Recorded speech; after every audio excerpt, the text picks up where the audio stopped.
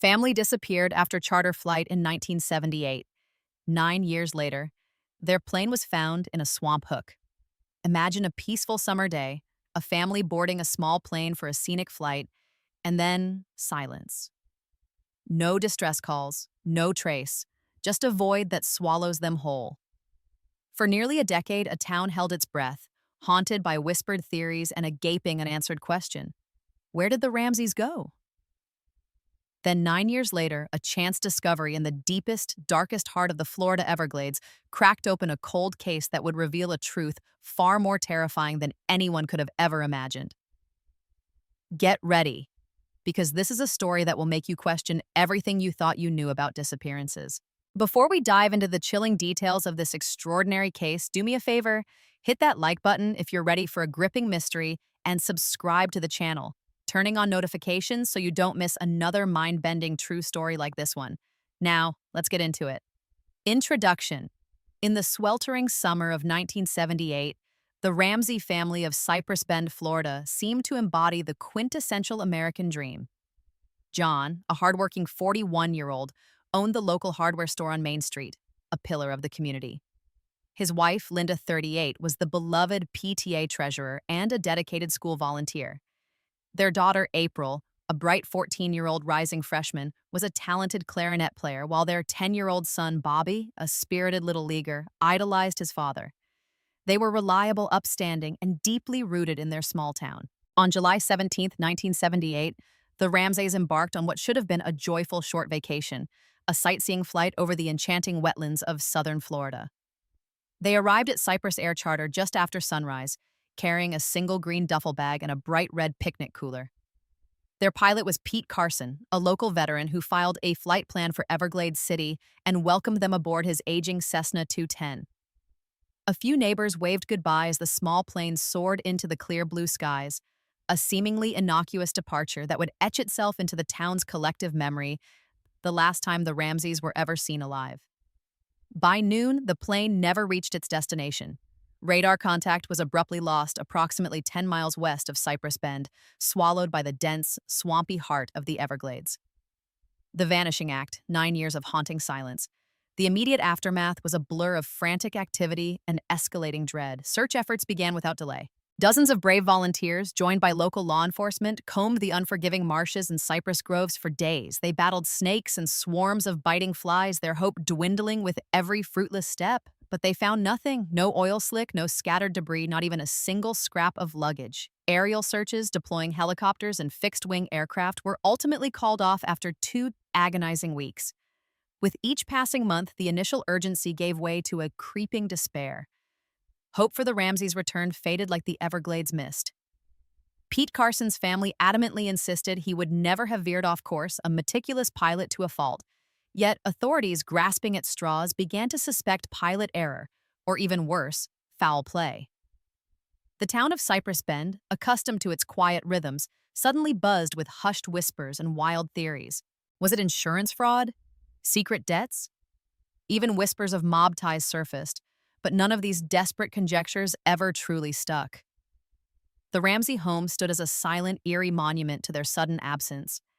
Every window was shuttered, and mail piled up in the mailbox, undisturbed. April's best friend, Jenny, refused to give up, spending years meticulously collecting every rumor and newspaper clipping, clinging to the desperate belief that her friend was still alive somewhere.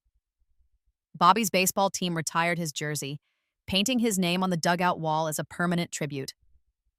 Linda's parents, consumed by grief, found the town too painful to bear and eventually moved out of state.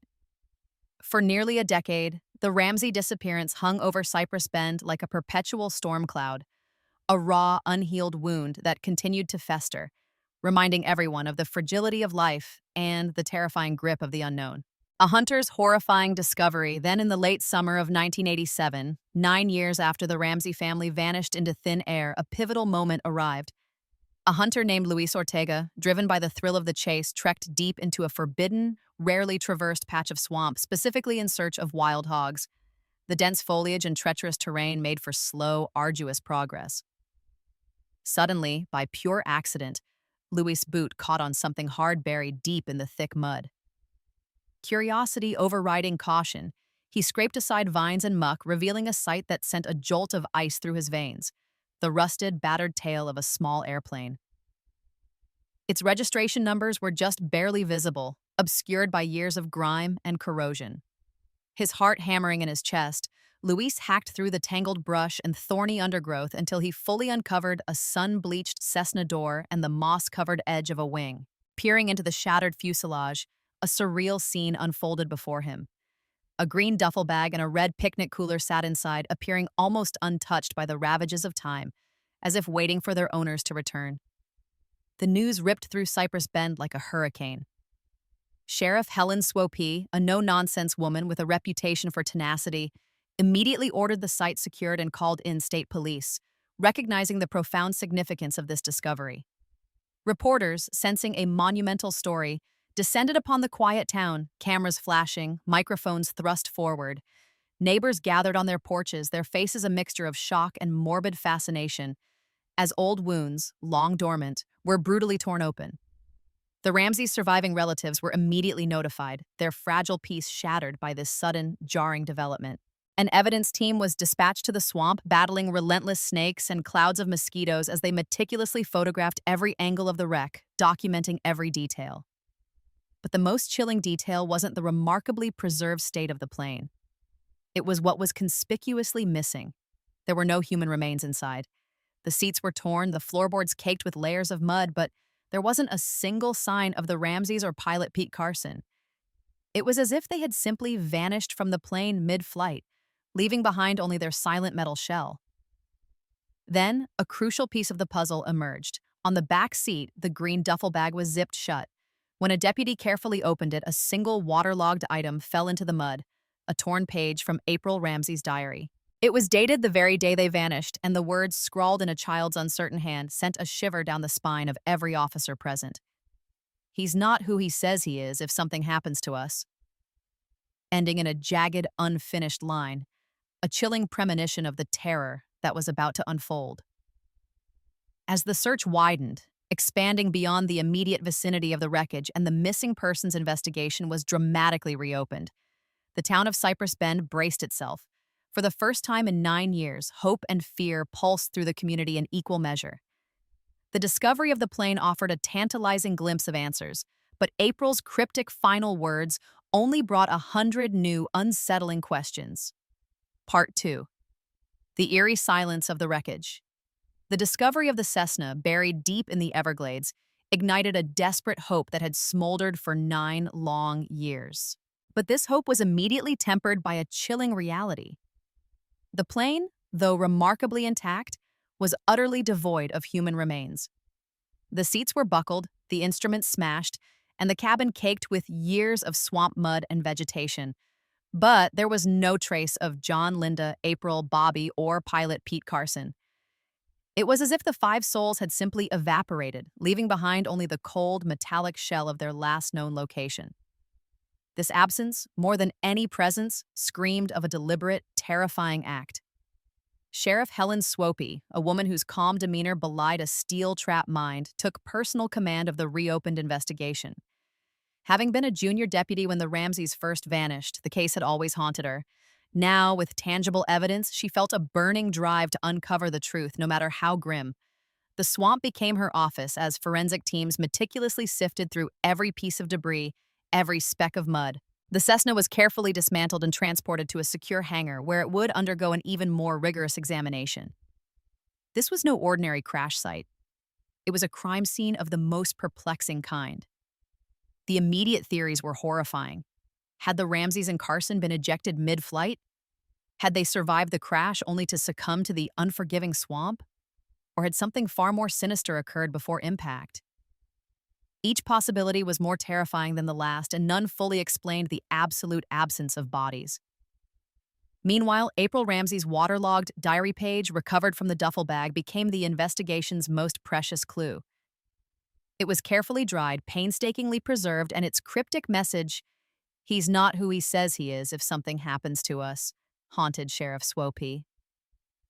Who was he? And what did April know? This wasn't the innocent scribble of a child, it was a desperate warning. Sheriff Swope delved into the Ramseys' past, going beyond the superficial image of the perfect family. She interviewed old neighbors, former colleagues, and even distant relatives. What she uncovered was a subtle undercurrent of financial strain. John Ramsey's hardware store, while respected, had struggled quietly for years against the rise of larger chain stores. There were whispers of overdue invoices and a loan taken out against their home that was significantly larger than anything they'd ever needed before.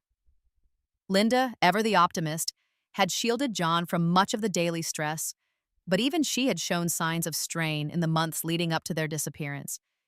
This financial pressure, while not unusual, provided a potential, if unsettling, motive. Could they have staged their own disappearance to escape debt? The thought was jarring, completely at odds with their solid reputations. The deeper Sheriff Swope dug, the more questions emerged about Pete Carson, the pilot. He was a decorated Vietnam veteran, respected for his flying skills, but his personal life was far less stable. He was known to gamble heavily, and his charter business, though legitimate, was often teetering on the brink of financial ruin. Just weeks before the Ramsey flight, Carson had taken out a life insurance policy with an unusually high payout, naming his estranged sister as the sole beneficiary. This detail, unearthed during a routine background check, immediately raised red flags. Had Carson, desperate for money, been involved in a plot that went terribly wrong? Was the plane crash a desperate attempt at insurance fraud, a plan that somehow left no bodies behind? The idea was audacious, almost unbelievable, but it provided a dark path for the investigation to follow. The initial analysis of April's diary entries, even beyond the single discovered page, became a priority. The family, though hesitant, granted permission to access her childhood journal, which had been kept in a box of mementos. Most of it was typical teenage angst and dreams, but a few entries stood out, hinting at secrets. April often wrote about her bad dreams and a recurring man in a suit who seemed to scare her parents. She'd describe hushed arguments her parents had after dark, conversations that always seemed to involve money and the big trip. There was a particularly unsettling entry just a month before the flight. "Daddy seemed really worried today. He said we have to do something crazy for us to be safe. I don't understand." This chilling sentiment echoed the note found in the swamp, suggesting a deeper, pre-existing tension within the Ramsey household. Sheriff Swope realized this was no mere accident or simple disappearance. The absence of bodies, the plane's location in an almost inaccessible part of the swamp, the financial pressures, Carson's gambling debts, and now April's foreboding diary entries all painted a picture of a carefully orchestrated event, a sinister game where the Ramsey family might have been pawns or, perhaps, unwilling participants. The question shifted from what happened to who made it happen, and for what terrifying reason. The once cold case was now burning hot, leading Sheriff Swope down a path that would challenge her understanding of good and evil and the desperate lengths people would go to survive. Part 3. The Ghost in the Records.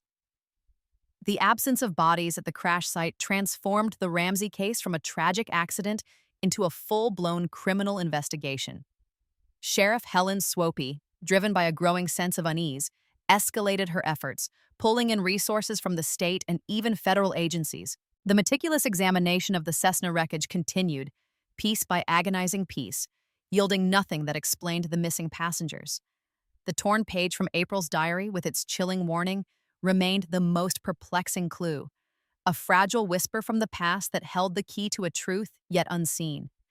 Sheriff Swope's team now focused on the people connected to the Ramseys and Pete Carson, specifically looking for anyone who might fit April's ominous description of "he's not who he says he is." Pete Carson's life insurance policy, purchased mere weeks before the flight, became a central point of interest. The beneficiary, Carson's estranged sister, was quickly located. She was shocked by the policy, claiming her brother had always been secretive about his finances and that their relationship had been strained for years. She had no knowledge of any large sums of money or any reason he would take out such a policy. It felt like a dead end, yet the policy itself was too glaring to ignore.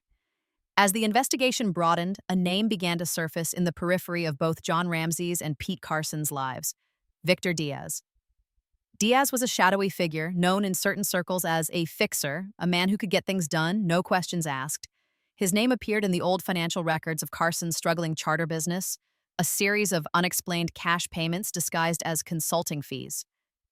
Even more disturbingly, Diaz's name also popped up in the private accounting ledgers of John Ramsey's hardware store, again under vague vendor expenses. These were small amounts, easily overlooked, but their recurrence in both men's financial dealings set off alarm bells for Sheriff Swopey. Diaz had no official connection to either man, no legitimate business dealings that would explain his presence in their ledgers. He was a ghost in the records, a whisper in the financial shadows. When Sheriff Swopey finally tracked him down, Victor Diaz proved to be as elusive as his paper trail. He was a man of impeccable, if understated, appearance, always wearing tailored suits, a detail that resonated with April's diary entry about the man in a suit who scared her parents. His eyes, however, held a cold, calculating glint that contradicted his polite demeanor. When questioned about his connection to Carson and Ramsey, Diaz's answers were vague and dismissive. He claimed to be a business consultant who had offered advice on financial optimization. When pressed for specifics, he became evasive, citing client confidentiality. He denied any knowledge of the Ramsey flight or the Cessna crash. His alibis for July 17, 1978 were flimsy, relying on anonymous phone calls and unverified travel. Sheriff Swopey knew she had found her he. The pieces of a horrifying puzzle began to click into place. The financial struggles of John Ramsey's hardware store, combined with Pete Carson's gambling debts and the unusually large life insurance policy, painted a grim picture. Sheriff Swopey's team uncovered evidence that John Ramsey, desperate to save his failing business and provide for his family, had entered into a desperate scheme with Pete Carson. The plan was audacious, born of desperation: stage an elaborate insurance fraud. The initial theory was simple. Carson, an experienced pilot, would fake an emergency, crash the plane in a remote section of the Everglades, and then both he and the Ramseys would disappear, presumed dead. The life insurance policies, paid out to their beneficiaries, would then provide the families with a fresh start, far from their mounting debts. Victor Diaz, it became chillingly clear, was the architect of this scheme, the man who put the desperate parts into motion, who promised a clean escape, handling the dirty details. The discovery of the plane without bodies threw a wrench into this theory. If it was an insurance scam, where were John, Linda, April, Bobby, and Pete Carson? Had the plan gone awry, and they truly perished in the vast, unforgiving swamp? Or had they, somehow against all odds, survived? The lack of remains now seemed less like a simple tragic oversight and more like a deliberate, chilling absence. Sheriff Swopey realized that the mystery wasn't just about a plane crash, but about a calculated plot that spiraled out of control. The man in a suit from April's diary was almost certainly Victor Diaz, implying April had sensed something deeply wrong before their flight. The chilling implication was that the Ramsey family, though initially perhaps willing participants in an elaborate escape, might have become victims of their own desperate gamble. Or worse, fallen prey to the very man who promised them salvation. The focus of the investigation now shifted dramatically. It wasn't just about finding the missing family, it was about understanding the depths of the conspiracy they were caught in. The Everglades, once a symbol of wild beauty, now loomed as a silent accomplice to a dark secret, holding not just the wreckage of a plane, but the tantalizing, horrifying possibility of hidden lives. Sheriff Swopey knew she was closer than ever to the truth, but the path forward was murky, leading into the darkest corners of human desperation and betrayal. Part 4. The Hidden Message and a Darker Truth. The pieces of the puzzle, once scattered and seemingly unrelated, were now fitting together with a horrifying precision. Sheriff Helen Swopey had Victor Diaz in her sights, his evasiveness and his inexplicable presence in both John Ramsey's and Pete Carson's financial lives painting a damning picture. Yet Diaz remained an enigma, a man without a direct paper trail to the Ramsey disappearance, always one step ahead, his alibis just plausible enough to prevent an immediate arrest. The insurance fraud scheme was clear, but the missing family remained the gaping hole in the investigation. The Cessna wreckage, painstakingly reconstructed in the hangar, offered no new clues about the missing bodies. It was clean, too clean, suggesting a deliberate removal of any human trace. This reinforced Sheriff Swopey's growing conviction that the Ramseys and Carson had not perished in the crash. But if they had survived, where were they, and why had they remained silent for so long? The Everglades, a vast and unforgiving wilderness, could certainly conceal secrets, but not for 9 years without a single hint. Sheriff Swopey returned to April Ramsey's diary, the faded pages of a teenager's life holding more weight than any forensic report. Beyond the initial cryptic warning, April's entries began to reveal a complex family dynamic and a growing sense of fear. She wrote about her parents' hushed, increasingly desperate conversations, often late at night. She mentioned her father's unusual trips out of town, always accompanied by a strange new briefcase. And repeatedly, the man in a suit haunted her pages, always described with a chilling undertone of menace, a figure who seemed to dictate her father's moods. Then, a specific entry caught Sheriff Swope's eye. Dated 2 weeks before the flight, it was short, almost an afterthought. Daddy told Bobby to hide his baseball, said it was important, said it would help us find our way home. It was a simple, childlike sentence, easily dismissed as a game. But knowing the extraordinary lengths the Ramseys had gone to and the desperate nature of their disappearance, Sheriff Swope felt a prickle of intuition. Bobby's baseball. She immediately contacted the Ramsey family's surviving relatives, Linda's brother and sister, who had painfully packed up the Ramsey home years ago. They remembered Bobby's obsession with baseball and his collection of autographed balls. Miraculously, a box of Bobby's childhood sports memorabilia had been stored in the attic of Linda's sister, untouched for years. Among dusty trophies and worn gloves, they found it, a single scuffed baseball, distinct from the others. It wasn't autographed, and it had a slightly worn patch on its otherwise pristine white surface. As Sheriff Swope carefully examined it, her fingers brushed against a subtle seam, almost imperceptible. This wasn't just a baseball, it was a carefully constructed deception. With the aid of a forensic technician, the ball was carefully cut open. Inside, nestled tightly within its core, was not cork or rubber, but a tiny, tightly rolled piece of paper, protected by a thin layer of wax. It was a map. A crude, hand-drawn map of a remote section of the Florida Keys with a small circled X marking a location. And scrawled around the edges in tiny, almost invisible lettering were a series of numbers and a single chilling word: run. The map was clearly drawn by an adult, precise and detailed, but the note run and the act of hiding it in Bobby's baseball suggested a desperate, pre-planned escape. This wasn't an insurance scam gone wrong. This was an elaborate survival plan orchestrated by John and Linda Ramsey themselves, a desperate gamble to protect their children. The numbers on the map were quickly identified as coordinates for a remote, abandoned fishing shack on a tiny, uninhabited key. The narrative of the Ramseys' disappearance shifted dramatically. They hadn't vanished, they had escaped. But from whom? And why the elaborate ruse of a plane crash? The answer lay with Victor Diaz. Sheriff Swope connected the dots. Diaz, the fixer, the man in the suit.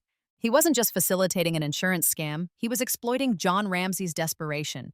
The mounting debts, the failing business. Diaz had likely offered a solution that involved faking their deaths for the insurance money. But the chilling truth was, this wasn't a mutual agreement. Diaz was blackmailing John. The man in a suit wasn't just a facilitator. He was a predator. The crazy thing John Ramsey had told April they had to do to be safe was not to crash a plane, but to disappear from their lives, to assume new identities, leaving everything behind. The plane crash was a cover, a gruesome misdirection, orchestrated by Diaz to make their disappearance absolute and unquestioned, ensuring the insurance payout. The children were likely told a carefully constructed story, perhaps that they were going on a grand adventure, while their parents carried the terrifying burden of their deception.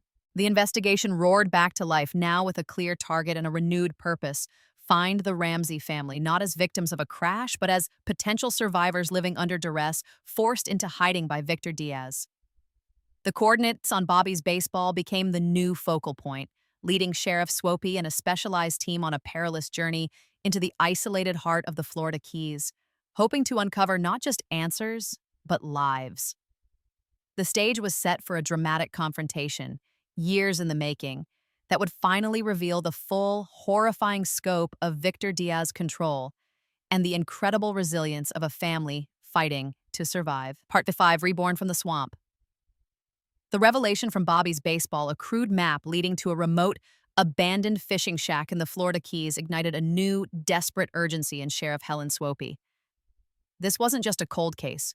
It was a rescue mission. She assembled a specialized team, including tactical officers and forensic experts, knowing that Victor Diaz, if he was indeed pulling the strings, would not relinquish his control easily. The journey to the isolated key was long and arduous, navigating treacherous waters and hidden channels, a fitting testament to the lengths the Ramsey family had gone to disappear. As their boat approached the coordinates, the shack appeared through the dense mangrove trees, a dilapidated structure, weathered by years of sun and salt. It was eerily quiet, the only sound the gentle lapping of waves against the shore. The team moved in, weapons ready, hearts pounding. The door was unlocked, creaking open to reveal a Spartan interior. Dust covered everything, and a thin layer of sand coated the floor. There was no sign of recent occupation. Hope, a fragile flame, began to flicker. Had they been wrong? Then a discovery that sent a jolt of electricity through the team. Tucked beneath a loose floorboard, precisely as if another hidden message had been left, they found a small waterproof container. Inside, neatly folded, were several handwritten letters, dated over the past 9 years. They were from John and Linda Ramsey, addressed to their children, April and Bobby. The handwriting, though aged, was unmistakable. The letters revealed the horrifying truth. The Ramsey family had survived the plane crash. Pete Carson, the pilot, had been complicit in Victor Diaz's scheme. The flight had been carefully orchestrated, not as a genuine emergency, but as a staged disappearance. Carson had landed the Cessna in a predetermined, almost impossible-to-find patch of swamp, a skill honed during his time in Vietnam. The Ramseys, terrified but desperate to escape their financial ruin and Diaz's escalating threats, had followed a prearranged plan. They exited the plane and were immediately met by a team of Diaz's men. Carson, it turned out, had not planned to survive. He was a loose end. His body, along with a few animal remains and other debris, was meant to be planted in the wreckage to confirm the deaths for the insurance payout. However, in a twist of fate, the plane sank deeper into the swamp than anticipated, making it impossible for Diaz's men to plant the evidence without a significant risk of exposure. They were forced to leave the wreckage clean, relying on the assumption that no one would ever find it. John and Linda Ramsey, along with April and Bobby, were immediately taken to this remote shack in the Keys. Here, the letters painted a harrowing picture of their captivity.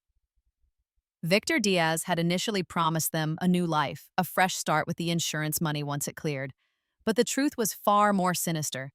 Diaz had no intention of letting them go.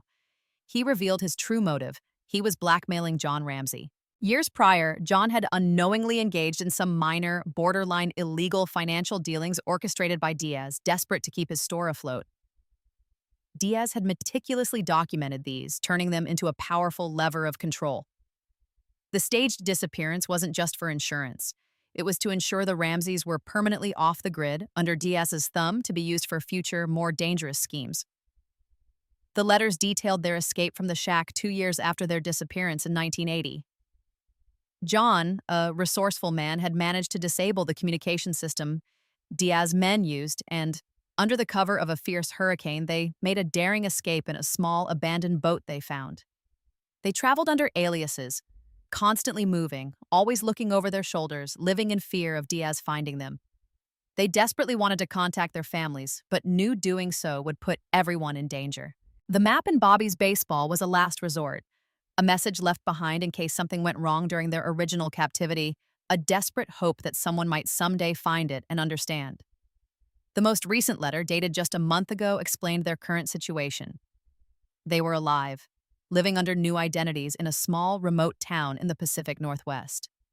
John and Linda had built a new life, always teaching April and Bobby the skills to survive, to be invisible.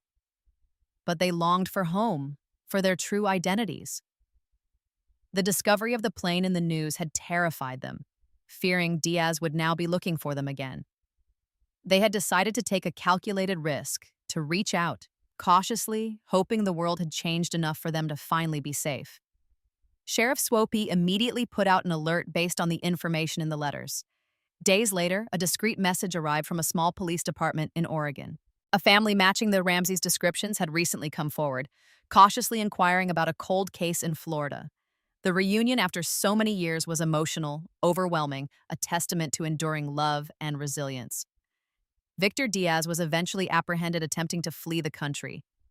Faced with overwhelming evidence, including the recovered letters, his financial paper trail linking him to John Ramsey's fraudulent dealings, and Pete Carson's original untampered flight plan, which contained secret notations for the swamp landing, he confessed to orchestrating the entire scheme. He was charged with kidnapping, blackmail, and conspiracy to commit insurance fraud. The Ramsey family, no longer lost, eventually returned to Cypress Bend. Their home, once a monument to their absence, now thrummed with life. The town, once haunted by a mystery, now celebrated a miracle. John and Linda, though forever changed, rebuilt their lives. Their bond with April and Bobby stronger than ever. April, now a young woman, continued to play her clarinet, but her music now carried the depth of her incredible journey. Bobby, no longer a boy, played baseball with a renewed passion, his hidden message a powerful reminder of his family's fight for survival. The story of the Ramsey family became a legend in Cypress Bend, a chilling reminder of the dark secrets that can lurk beneath seemingly perfect lives, but also a beacon of hope, proving that even when all seems lost, the human spirit, driven by love and a will to survive, can find its way back home. Call to action. What did you think of the Ramsey family's incredible story of survival and their harrowing journey through the Everglades? Let me know your thoughts in the comments below. Have you ever heard of a disappearance this bizarre, where the victims were found alive years later? Share your theories, share your insights, and don't forget to like this video if it kept you on the edge of your seat. Subscribe for more true crime mysteries that defy explanation, and hit that notification bell so you're always the first to know when a new story drops. Your support helps us bring more incredible stories like this to light. Until next time, stay curious and stay safe.